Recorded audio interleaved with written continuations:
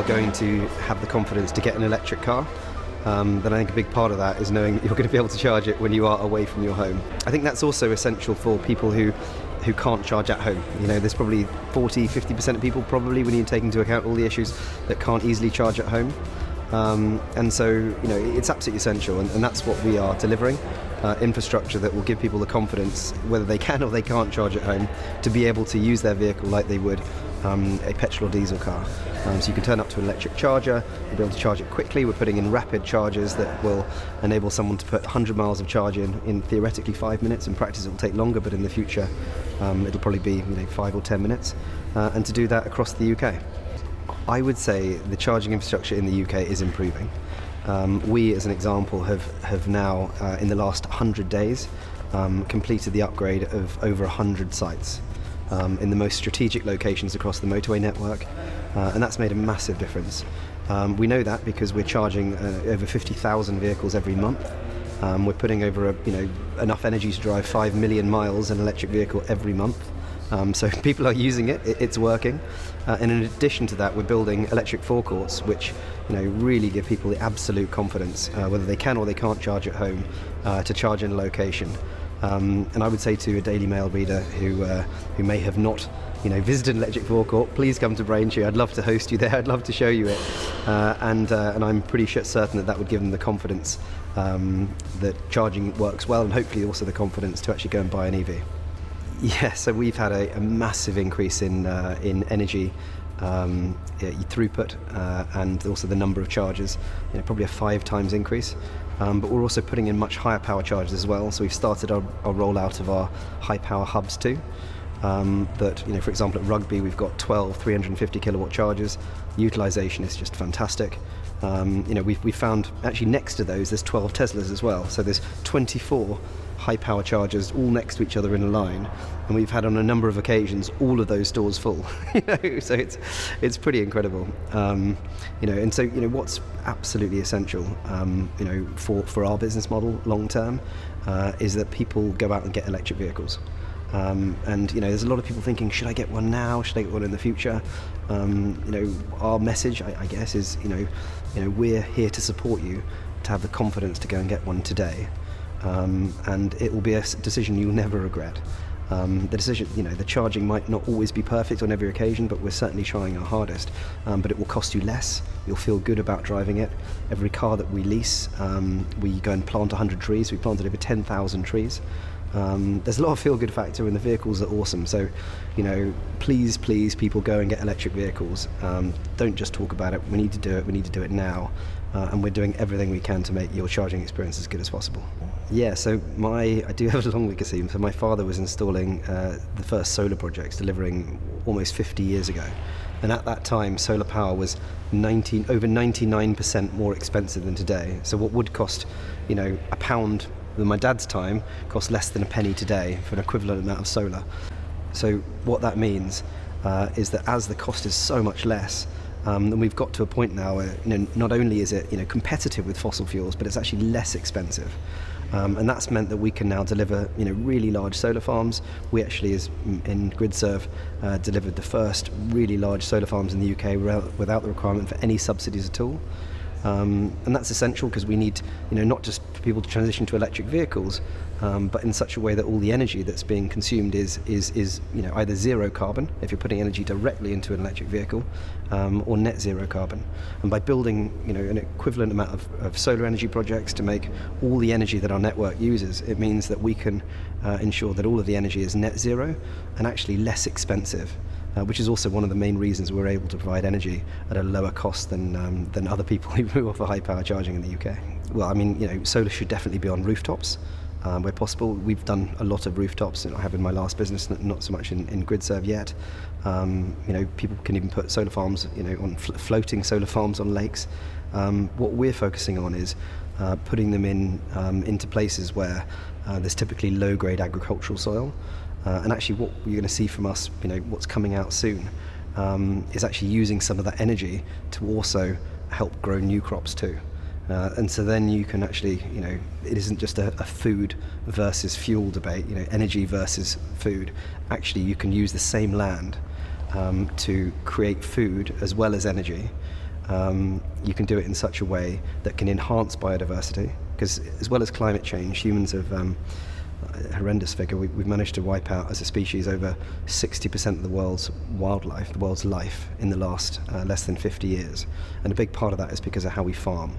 And actually, if you think about it carefully and you build new solar projects that can create energy, and you use those sites as to turn them into nature sanctuaries to protect species, and actually use some of that energy to grow food as well, then there's a net benefit. You can create energy for electric vehicles, you can create energy for growing food, and you can protect species, and as well as addressing climate change, which has to happen within the next 10 years.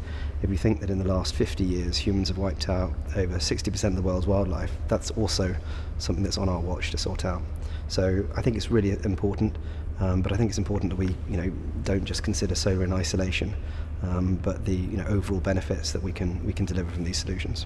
So GRIDSERVE's purpose is to deliver sustainable energy on such a scale that we can move the needle on climate change.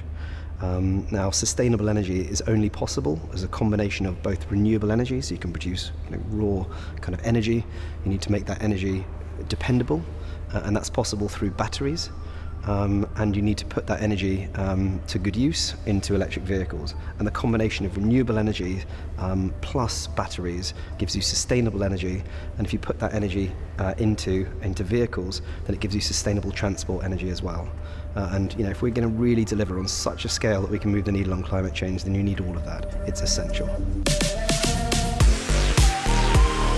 The amazing thing about charging your EV at home is that you can do it in so many different ways. You can do it super cost effective, you can do it green, you can do it for potentially free if you've got solar panels, and that is smug when you're driving around on sunshine. I can see solar growing in the UK. I mean, we see it firsthand. People that buy electric vehicles tend to start looking at solar panels pretty quickly because they think, how can I charge this the greenest and cheapest way possible? And it's also people that already own solar panels start thinking, I'm going to get an electric car. And what we've seen is the industry sort of off the hold on to the tiger's tail of EV. And I can see solar, becoming more and more popular, especially as the price of technology has come down. And when you've got smart technology within the home, the return on investment's a lot quicker, so it still stacks up. We started the business in 2016 with just a few good ideas and a few engineers, and we have seen exponential growth since. I mean, if you saw our chart, it's and it's a real indication of where this industry is going and the exciting time, and that the masses are waking up. There will be no energy transition without batteries. So if we're going to create all this renewable electricity, we need to store it somewhere. And currently we just don't have the capacity to do that, which is why the National Grid just gives it away.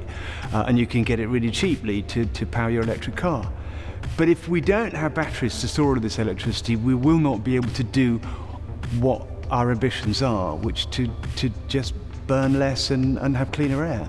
So batteries are absolutely critical, and what's also critical is to develop these batteries and make them last longer, charge faster, run cooler, give more energy, be denser. And we've only just started on this journey of battery technology, because most batteries are basically the design they've been for a long time. But when you start to tinker with the anodes and the cathodes and the separators and the electrolyte, you can make stunning differences to their performance. And that's what the future is going to be about. If you're looking to buy an electric car, battery powered, then you need to understand where those batteries have come from. And if they've come from China and they've been made in a factory which uses electricity from a coal-fired power station, by the time it gets to you, you're going to have to think very carefully about how much embedded carbon there is in that battery and how much time it takes you to drive that electric car to kind of counter that embedded carbon. And it can be as much as 50,000 miles. So it's really important for us to have batteries here in the UK that use renewable electricity from wind farms and from the North Sea interconnector, so that the embedded carbon is really minimal.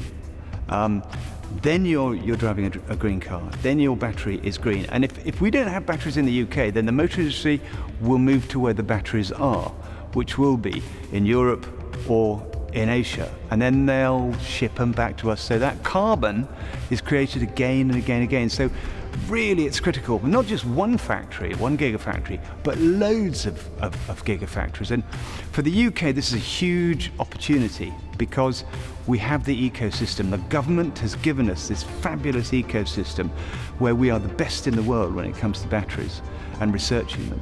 And we will lead the world if we're given the right direction and the right support by government. We can actually make this commercial opportunity our own. The really exciting thing that people need to understand is that batteries, you put it in your electric car, and then you get to 150,000 miles, maybe 200,000 miles, and don't forget these batteries haven't started failing yet, but they will. Then you recycle the critical minerals inside that battery and other components, and then that could go back into another electric car and have a life cycle of maybe another 150,000 miles, or it can go into static energy storage, these power walls and things like that. So the beauty of this, and nobody's ever recycled diesel or petrol, the beauty of batteries is that they can live once, twice, 3, even 4 times. So that virtuous circle of recyclability is just so important, and that's another industry we've got to learn how to create in this country. Because if we design the batteries so they are recyclable from the outset, easy to take to pieces, easy to repair, easy to put different cells in, then that process becomes self-sufficiency, and your components go back into the supply chain, and it goes round and round and round. What's not to love?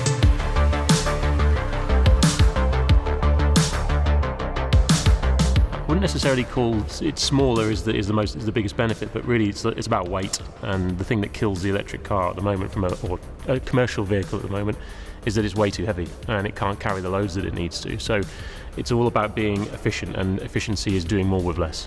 So the most exciting thing about electric cars for me is the challenge of getting the weight out of them. Weight is obviously a killer for everything, from a dynamics point of view, from a load carrying capability, from a strain on our infrastructure and wear and tear on our roads, for example. And for me it's about efficiency. Doing more with less is essentially what we're trying to do. So we have come about it a completely different way. We're looking at trying to bridge the gap between vans and bikes, and the efficiency of going through a city centre with a bicycle, marrying that with the requirement that a van has in both load carrying capacity and the ability to deliver to our doorsteps, even when urbanisation has sort of taken over that centre of a city.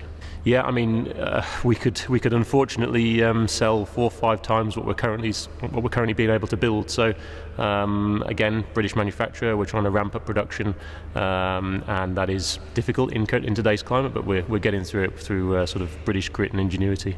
So I mean, the first thing, it takes a little bit of getting used to, because it's like riding whilst you're driving a car. But essentially, yeah, it puts a smile on people's face, and it's a fun vehicle to be in, and you can sort of adapt a different route through the city centre. So you're very much using the roads, using the cycle lanes, and going through pedestrian zones as well. So you conquer the city in a different way. So I mean, our fleet or ecosystem of vehicles that we're currently designing and manufacturing are smack bang directed at the last mile industry. It's a growing problem. The commercialisation of selling things online, online deliveries, etc. are increasing. Well, the simplest answer there is that we've obviously producing a vehicle that can go into the city centre even when it's been pedestrianised, even when the urbanisation and the ULEZ zones, LEZ zones are coming into force. That different sort of micromobility highway that we're starting to see crop up, not just in the UK but across Europe as well. Our vehicles fit and work in that scenario. Whether the car is electrified or banned, you need a vehicle to get into that city centre to deliver goods, and that's what we believe we've produced. I mean, obviously COVID and Brexit have thrown up some pretty let's call it interesting scenarios for us, but yeah, I mean, we first and foremost, we export a lot of our vehicles. We're going as far as the US and Scandinavia, etc. So for us, we want to produce in the UK, have that British manufacturing, have that quality that Brits are renowned for, and yeah, we want to fly the flag and produce a product that's fit for purpose across the world. I guess that's the nicest thing that we're hearing from our customers now, is that we don't necessarily have to shout about that. It's our customer reaction to it being turning up in something alternative to a van. We know that our small vehicles are replacing vans directly within some pretty big corporate environments as well. So, it's definitely doable. But really, what we're trying to do is design and enable change away from legacy operation. You can electrify every vehicle out there on the road. That's not the answer. It also doesn't solve the major issues. Really, what we're trying to do is create product that enable change away from, legacy operation. How we've moved people and goods around for the last 100 years needs to change, and I think we need to adopt a more brutal attitude towards that if we want to achieve our sort of climate targets over the next 10, 20 years.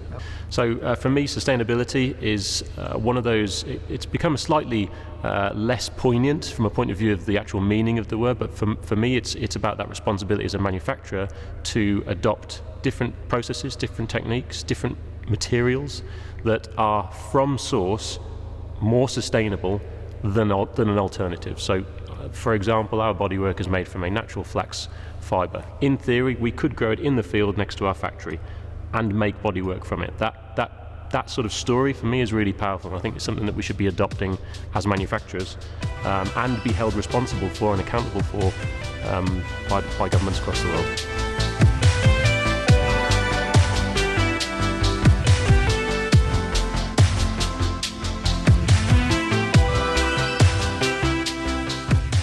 The migration of commercial vehicles to electrification is an enormous opportunity for society.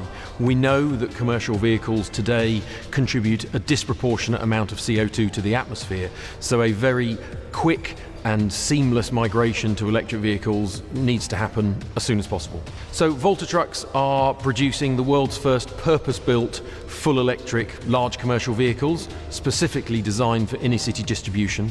We're the only company taking a large commercial vehicle, a large truck, and actually redesigning it from the ground up, specifically around the packaging of an electric motor rather than the legacy internal combustion engine, and that frees up all sorts of opportunities to deliver a much safer vehicle, a much more sustainable vehicle, and the vehicle that our customers today are telling us they want and need.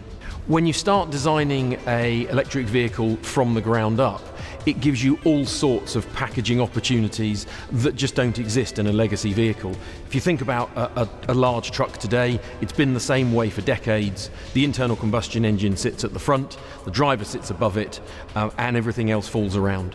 But what that creates is a complete disconnect from the driver to all the vulnerable road users around the vehicle, because they're sitting at a great height. When you start from just an electric vehicle, you can put the packaging of all of the batteries and the motors in the rear of the vehicle, which means you can place the driver at the much lower in the cab to have that direct eye line. So it gives you safety, but also, obviously, importantly, it takes away the tailpipe emissions immediately. But we can also start to play with sustainable materials like natural composites and these sorts of things that are just not possible in an existing supply chain. We've seen enormous interest from many, many different customers. We're deliberately starting with a cargo box type truck, and thus far, having taken the vehicle around Europe cities, we've taken around about 2,500 orders already. Those are from customers like Petit Forestier, but we've also got customers like DPD who are going to trial the vehicle. The opportunity is enormous, and it's also very timely. While in the UK we're talking about 2035, 2040, if you just go across the channel to Paris, 2020, the end of 2023 is when diesel engines get banned in Paris. So we've got an enormous opportunity to really bring electrification and zero emission vehicles into the centre of Paris almost immediately. We're due to start manufacturing the Volta Zero at the end of next year for customer specification vehicles. Those vehicles are going to be built with our new manufacturing partner in Steyr in Austria. We've already started building prototype vehicles that were built in the UK, and we will continue to build some more of those prototype vehicles as we move forwards into early next year, and those vehicles again will also be built in the UK. I think we really need clarity of timelines, clarity of technology, and clarity of purpose. Most of all, we need to accelerate the timelines. We all know climate change is happening now, and 2035 and 2040 feels like a very, very long time away. When you look at Paris, the most aggressive timelines in Europe, the end of 2023. That's how you go about decarbonising an economy. 2035, 2040 is really a very long way away, and we really need to see this transition now. I think when it comes to COP and when it comes to politicians coming together, really what we need to see come out of COP is trucks, not targets. We've all heard about targets, we've all heard about what we need to do in the future, but what we need to do is to get electric commercial vehicles on the road now, because the emergency is now. I think hydrogen could have a role to play. We need to look at the development of the infrastructure, but realistically hydrogen is only going to play a role on the long haul and cross-continent type vehicles. I think there is a very strong consensus around the marketplace that we are occupying, which is urban and city centre logistics, that the last mile and the short haul vehicles are all going to be battery electric, and that's really where we are very, very strong.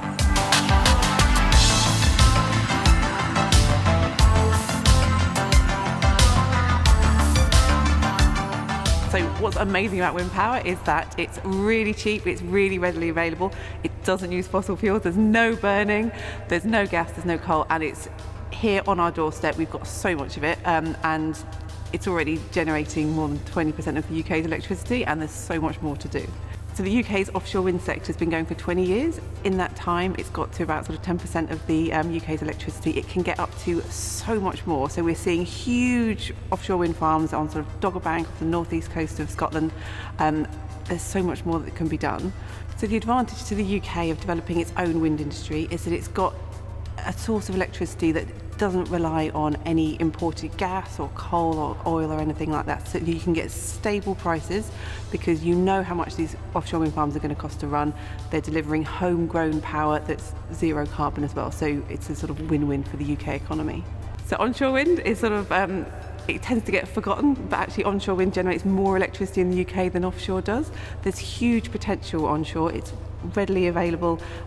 It's really, really hard to get planning consent for new projects in England, so there's a de facto sort of moratorium on new projects. That absolutely has to change if we're going to meet our net zero targets. Yes, so what Ripple does is we enable individual households to own a tiny part of a large-scale wind farm. At the moment they're onshore, but we're also looking at offshore projects as well.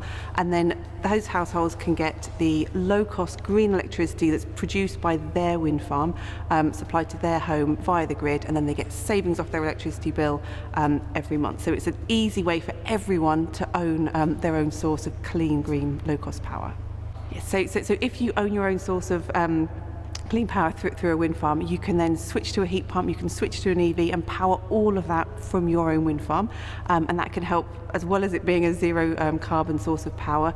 You can stabilise your electricity bills, which can stabilise the cost of running your heat pump or running your EV for the wind farm's 25-year lifetime or the lifetime of your heat pump or EV. So you can really help control your household's energy costs. So what I hope to see out of COP26 is really tangible policies that can then drive the move to a really decarbonised energy sector. So we've got the solutions. The UK has got a fantastic amount of wind farms ready to go, ready to be built. The turbine technology's there, they can deliver electricity really, really cheaply. It just has to happen. So it's all about action rather than words. We need actions, not words now. So my message to people at COP would be, we just need to get it done. We've got the technology, offshore wind farms are ready to be built, the turbines are there, they're ready to go. We just need to get it done, and we need to get it done really, really quickly. If you look at sustainable energy supplies, one of the things we focus on is supplying customers with 100% renewable energy. Now, there's a lot of discussion in the news about backing that off regos and things like this. And what you see Octopus has done is invested in a sister company, Octopus Renewables, where we actually now manage several £billion worth of solar and wind generation. And that's kind of moving from purely a certificate-based renewable supplier to actually properly engaged in how the industry generates electricity. So if we look at how energy is generated today, you've got large-scale power stations, typically large-scale gas at the moment, and we have a lot of offshore wind. That will start to become very distributed, and we're going to see a lot lot more wind generation being put up. We're going to see a lot more solar generation being put up, and that will be owned by more and more energy suppliers of those generation sources. And that will then become very distributed across the grid. And what we're going to see is quite a lot of complexity around how do you balance that renewable generation, which is very intermittent and very distributed, across the grid and to customers' homes. And what we'll start to see is that energy suppliers will want to get into time of use tariffs like our Agile, our Go Faster, Intelligent Octopus tariffs. So we're engaging customers in how that energy has been generated, the sources it's come from, and how it's managed. And that's kind of getting customers involved in renewable energy rather than receiving a monthly bill. The energy system is changing, and what we're saying is that smart meters are allowing us to measure customers' energy consumption per half hour, so it's called half-hourly billing. And in fact, over the next few years, we will move to what's called half-hourly settlement. And that means instead of purchasing energy on a profile class, so that's an assumed consumption peak in the morning, consumption peak in the evening, we now know exactly how much every customer is consuming in each half hour of the day. That allows us to do better things in terms of matching where the generation is coming from, how that generation is managed, and encouraging customers to use energy at better times of the day for the grid and for the environment, because we're using renewable energy more rather than relying on peak gas and energy at 4 till 7. The way the UK energy system works means that we're relying on smart meters to drive this behaviour change with consumers and adoption of how renewable energy is generated. Internationally, I think what we'll see is that the UK becomes this kind of Silicon Valley of energy, if you like, because you're creating a really deep energy industry around how energy is consumed, how it works with heat pumps, how electric cars are charged, and how that's done on a half-hourly basis. And it's using the power of technology to be able to do that. And I think what we'll see is over the next 10, 20, 30 years, the UK will be able to export that technology capability, that experience, internationally. Octopus was founded in about 2016, so barely 5-6 years now. And from that very beginning, from 2016, we've looked at how do we encourage customers to come to us for renewable energy.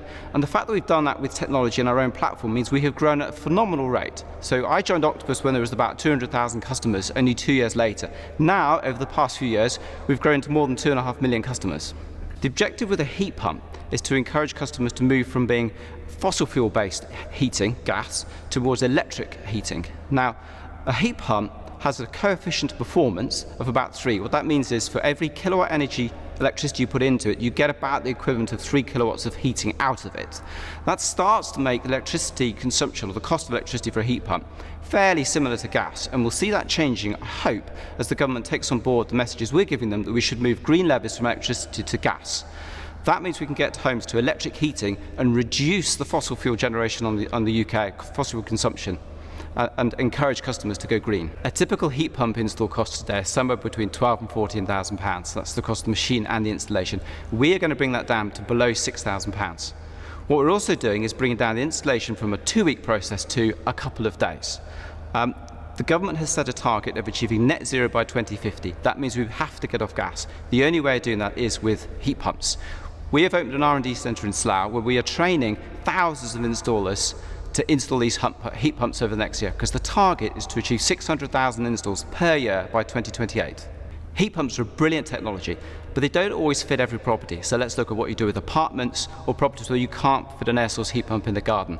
There are other technologies such as infrared. So there's a company, NextGen, that makes infrared wallpaper.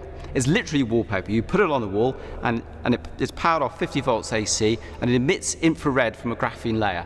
And that feels like the heat from the sun. If you're standing outside and the cloud goes over, you can feel the change in temperature from that sunlight. That's infrared, and that's what NextGen are doing.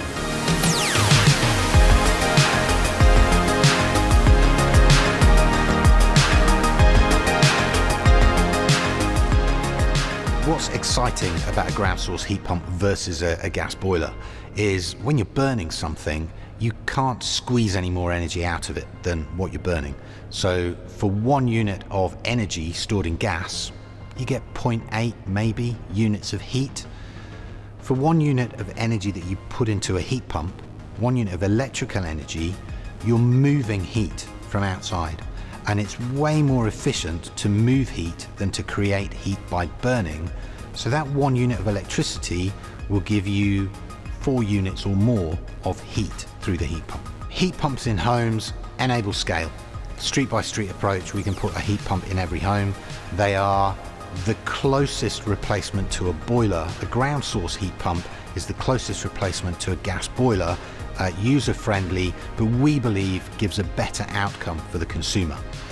It's more efficient, it enables connection to the grid, it enables flexibility.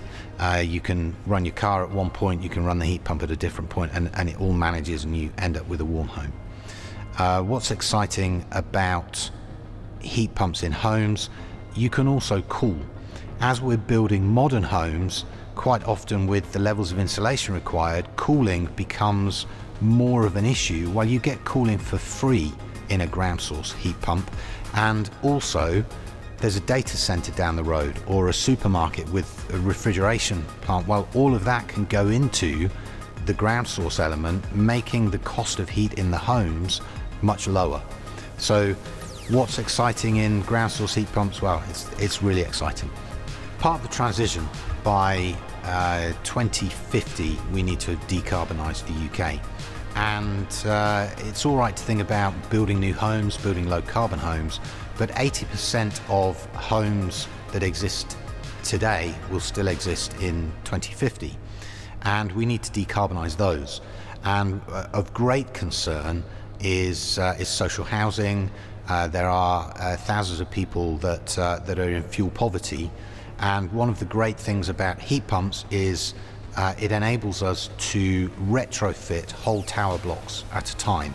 So the Core 364 project, we replaced 364 gas boilers across a number of tower blocks, and we leave the consumer, we leave the tenant in a much better position. They have a better heating system, they can control it better, they feel more comfortable, and they're saving money.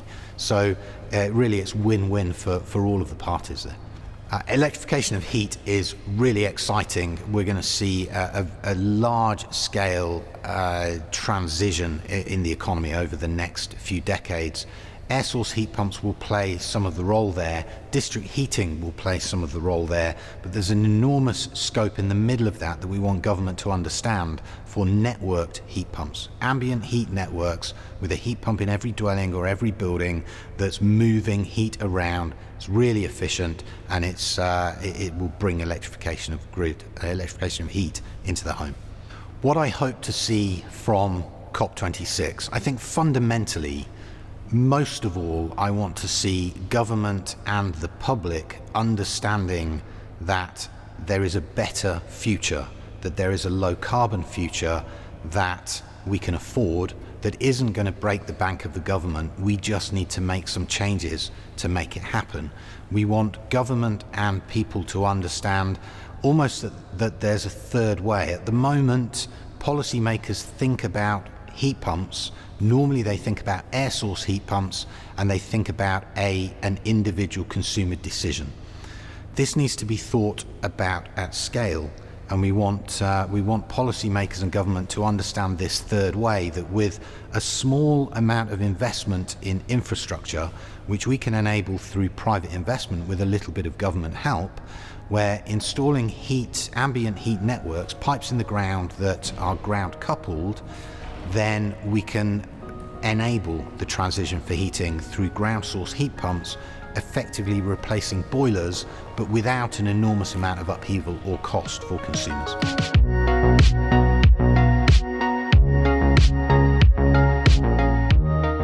Yeah, well, look, electrification of heat is hugely exciting. It's been the elephant in the room for decades. Heat pumps are brilliant technology, really exciting. I think our view is that there are lots of homes for which a heat pump is just not going to be the answer, and there are lots of reasons for that. It's cost and space and other things. And unless people get serious about the practical challenges of these things, we're just not going to get the change and the pace of change for heating that we need. And so what we've developed with our ZEV, our zero emission boiler, is a plug and play replacement for a boiler that does the same thing, but doesn't have all the disruption associated with a heat pump.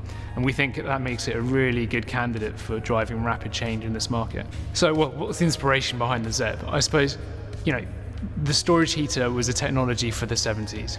And if you talk about storage heaters, people have nightmares, and not very good. It's seen as not a very good thing. Conceptually, they're great though. The concept of thermal storage that you get from a night storage heater is similar to the idea of using batteries that we use for storing energy and electricity in homes or in cars. And actually, it's not the concept that's the problem, it's been the execution. And so what we've done with our product is it's not a night storage heater at all.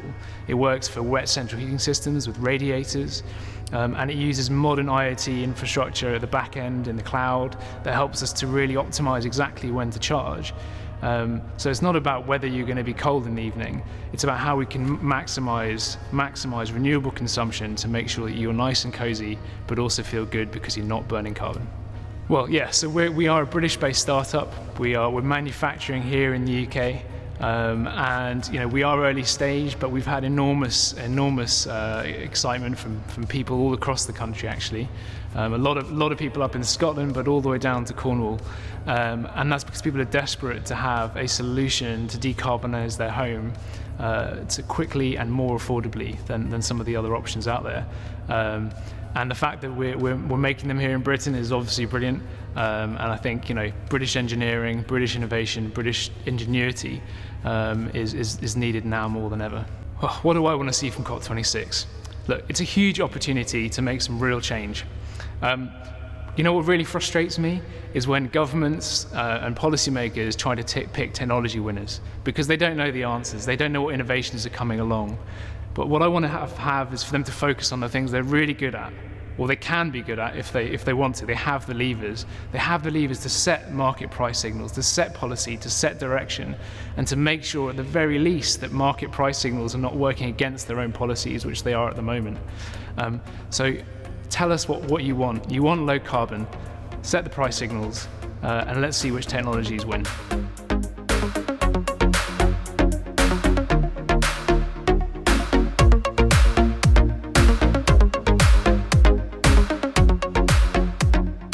Hot water is critical for grid flexibility. The reason is that throughout the UK there's an enormous storage potential within existing hot water cylinders installed in homes throughout the country. Something like 10 times the capacity of Norwich is there in terms of flexibility to absorb surplus wind, surplus solar energy. And with the increasing rollout of heat pumps, we're going to see more and more hot water storage. And so it's going to be critical that that's intelligent and flexible so that we can fit the power demand that we're going to see growing at the right times down our existing infrastructure. Yeah, so thermal storage is a little bit like battery storage in that it allows you to decouple when you take the energy versus when you need the service. And that's what a hot water tank is really great at doing. And so what we're interested in is improving the extent to which a hot water can behave a bit more like a battery by delivering heat when you need it, but being much more flexible about when it takes power. Hot water constitutes about a third of the energy consumption within the home, and heating and hot water combined is about 70%, give or take. The Mixergy solution allows you to heat only what you need rather than the entire tank. Like a regular tank's like a giant kettle. It heats everything irrespective of how much you need, whereas we can just stratify exactly how much is needed and learn how much is used in the house, reducing heat losses and making the system much more flexible. We would really like to see COP26 put in measures that allows building regulation to recognise the value of flexibility in the domestic space. At the moment, building regulations for new build or retrofit or for EPC when you're selling your home or renting is all based around a static impression of the home and doesn't allow for any recognition of flexibility. So it's a real missed opportunity, and if there's one thing we could get out of COP26, it would be some drive to encourage smart, flexible products in the home.